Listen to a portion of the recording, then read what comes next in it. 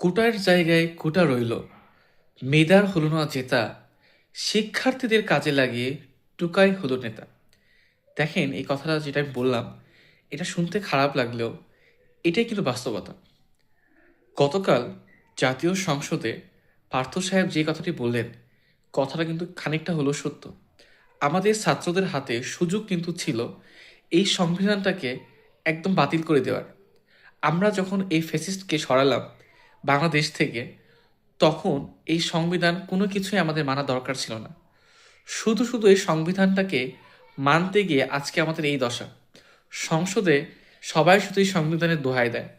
তখনই যদি আমরা সময়টাকে কাজে লাগিয়ে সংবিধানটাকে বাতিল করে নতুন সংবিধান করতাম, তখন আমাদের এই গণভোটেরও দরকার ছিল না, এত কিছু কথাবার্তারও দরকার ছিল না।